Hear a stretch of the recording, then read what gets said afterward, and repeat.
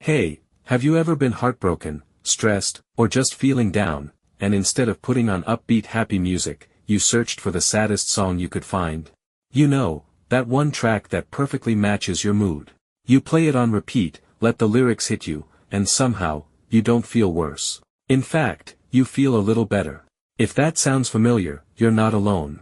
Millions of us do this, especially when life gets heavy. Today, we're diving into the surprising psychology behind why we crave sad music when we're sad, and the hidden benefits that actually make it good for us. Stick around till the end, because what science has discovered might completely change how you see your sad playlists. First, let's be honest. It feels counterintuitive, right? When you're already sad, why would you want to feel more sad? Well, it all comes down to something called emotional contagion. Emotional contagion is the reason why you start crying during a movie even if your life is fine, or why you smile when your friend laughs. Our brains are wired to catch emotions, especially through music. When a song has slow tempo, minor chords, and heartfelt lyrics, your brain mirrors that sadness. Mirror neurons light up. You don't just hear the music, you feel it. But here's where it gets interesting, that sadness isn't empty. It's meaningful. Studies show that when we listen to sad music, our brain releases hormones like prolactin, the same one released when we cry tears of relief. It's like your body's natural way of giving you an emotional hug. Now let me tell you the part that surprised even the researchers. Benefit number 1, catharsis, emotional release.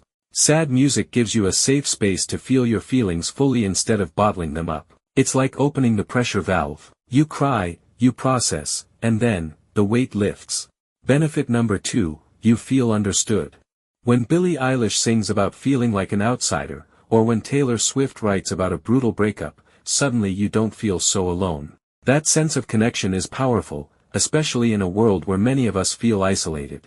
Benefit number 3, mood regulation and nostalgia boost. Surprisingly, after the initial sadness, many people report feeling calmer or even uplifted. Sad music can bring back beautiful memories mixed with the pain, creating this bittersweet feeling that's strangely comforting. It helps us reflect, gain perspective, and eventually move forward. And here's my favorite one, benefit number 4, increased empathy.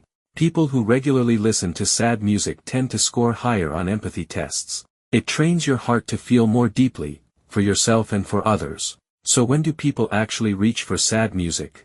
Right after a breakup or rejection, during lonely nights, when you're stressed about work or life, or even when you just want to feel something real in a numb world.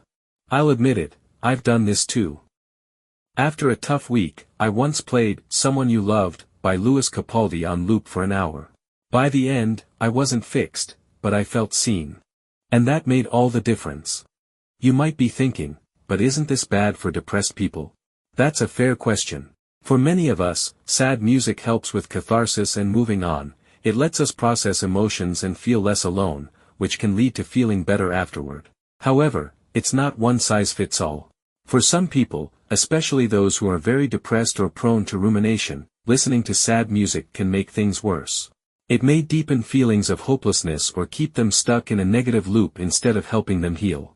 The key is balance and self-awareness. Use sad music as a tool, not a trap. Pair it with journaling, talking to a friend, or going for a walk. Note, if you're feeling depressed and sad music is making you feel even more down or hopeless, take a break from it and reach out to a friend, family member, or mental health professional. Here's the beautiful truth, sad music doesn't trap us in sadness. It helps us process it and move forward. It shows us that pain is a shared human experience, and our ability to feel things deeply is a strength, not a flaw. Next time you're sad and you reach for that melancholic playlist, don't feel guilty. You're not being dramatic. You're doing something deeply human. You're letting music help you heal.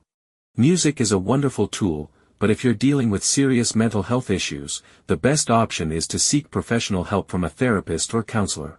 So tell me in the comments, what's your go-to sad song when you're feeling down? And has it ever actually helped you feel better? If you enjoyed this, hit like, share it with someone who needs to hear it, and subscribe for more psychology meets real life content. Thanks for watching. Take care of your heart.